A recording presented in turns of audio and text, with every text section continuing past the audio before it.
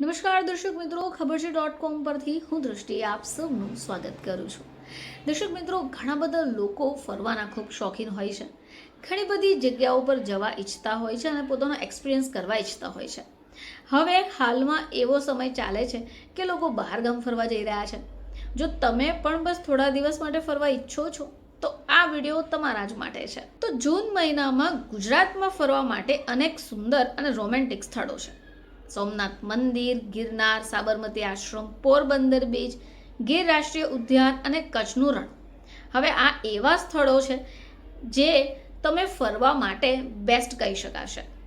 તો આજે આપણે અમુક ફેમસ બીચ વિશે વાત કરીશું. તો ગુજરાતનું વિશ્વની સૌથી જૂનું સિંધુ ખીણ સંસ્કૃતિનું ઉદ્ગમ સ્થાન છે.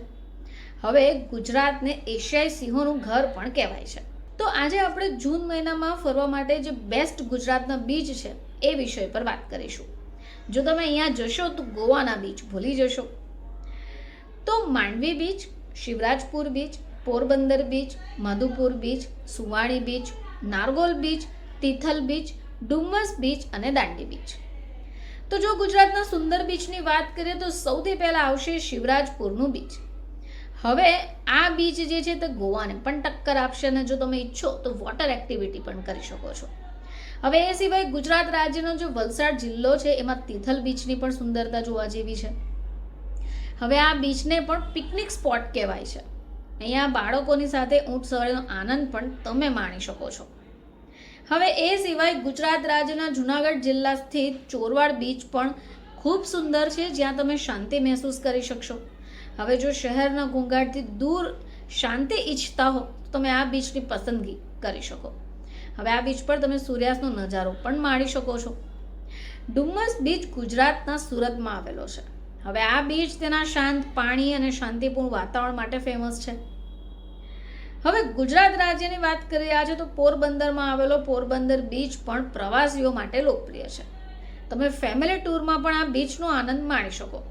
હવે અહીંયા બાળકો માટે સ્કેટિંગ રિંગ પણ ઉપલબ્ધ છે. બાળકો સાથે તમે આનંદ પણ માણી શકો છો. ગુજરાત લગભગ 1600 કિલોમીટર લાંબો દરિયા કિનારો ધરાવે છે. જો તમે ગુજરાતની મુલાકાત લેવાનું વિચારો છો તો અહીંયા સુંદર બીચનો આનંદ ચોક્કસથી માણજો. તો દર્શક મિત્રો, હાલમાં જ જ્યારે બસ હવે થોડા સમય બાદ શાળા કોલેજીસ ફરીથી શરૂ થઈ જશે અને જો તમે ગુજરાતમાં જ ફરવા ઈચ્છો છો તો તમે આવા બીચોની મુલાકાત લઈ શકો. આ એવા બીચ છે જે સુંદર પણ છે અને ગોવાના બીચને ટક્કર પણ આપે છે. ફરીથી તમારી સમક્ષ હાજર થઈશું. ત્યાં સુધી જોતા રહેજો ખબર છે .com.